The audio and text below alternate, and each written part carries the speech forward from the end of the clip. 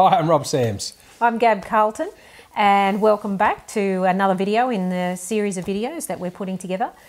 Today we thought that we might discuss biases. It's a topic that we keep mentioning across a lot of our videos, and thought, well, okay, I know, we all know what the term is, but do people sort of think through what some of the biases that influence what our decision making? So we thought we might just touch on a couple. Yeah, great idea. And for those of you who might not have seen other videos, think about these biases perhaps when you think about risk management and how you think about and assess or deal with risk. Yes. Might help you understand some of these biases. So, Gab, maybe could you start? Let's say, what comes available to my mind is availability bias. Oh, wow. Hey? Funny about that one.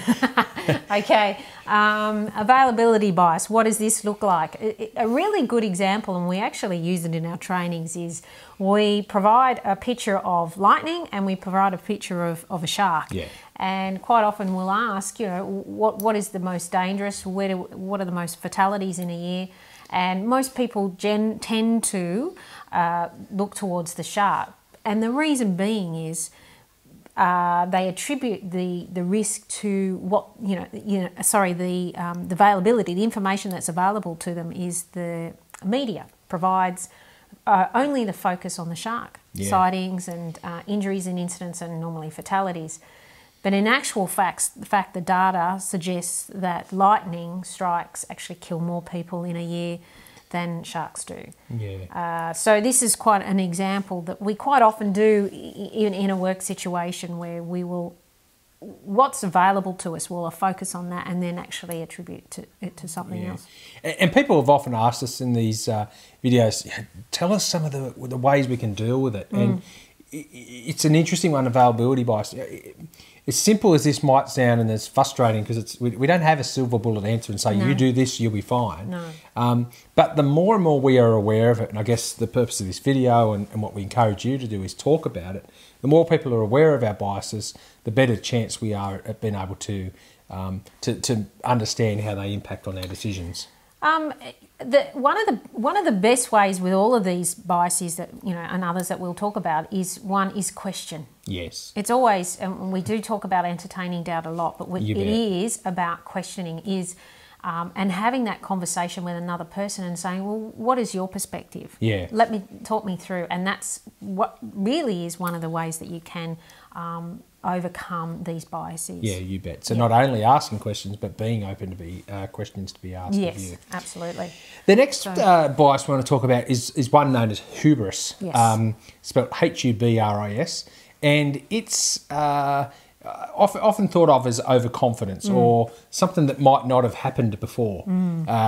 So I guess the classic one in risk and safety, well, we've been doing it like this for X number of years, or I've never had an incident before. So some people go, oh, well, that guy's just got a poor attitude. But I guess one of the things I want to point out is bias is something that's built into us. And so, sure, people can have different attitudes, but know that if something hasn't happened before, we are less and less likely to think that it might happen again. Yeah, absolutely.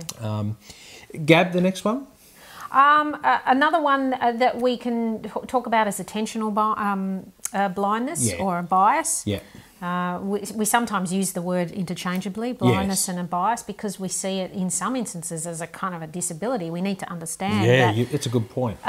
some of these things that, it's not about pointing fingers and going, oh, you're an idiot because you didn't see that or anything. It's about awareness, about understanding that, no, we're not idiots. This is the way that we're designed. Yeah. This is part of who we are as human beings. Yes. So attentional blindness or bias is, for example, like when you focus only on one thing and you're not open to others. So, for example, work procedures. Yeah.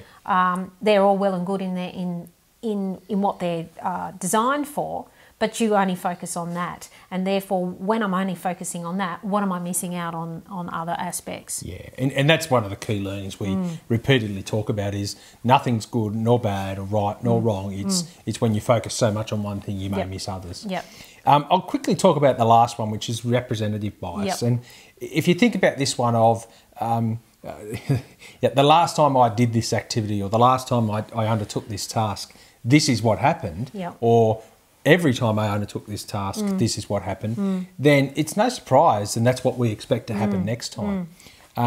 So that is a bias, and again, I'd like the term you've used, Gab, disability. It can create a disability in the way we think about things. So we call that representative bias. Yeah, absolutely. And so just to I mean, like, there are only a couple. There's over 250 variables that we've talked about, and if you want to look at, we've looked at consulting and communicating at risk. We talked about it in that blog.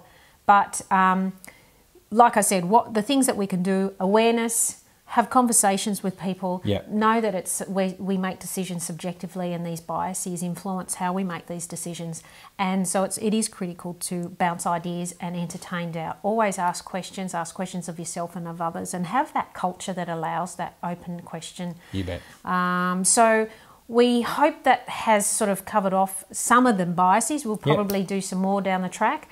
And if you have any questions, again, as always, comment down below. And thank you so much. And we'll talk next time. Bye for now. See you later. Thank you.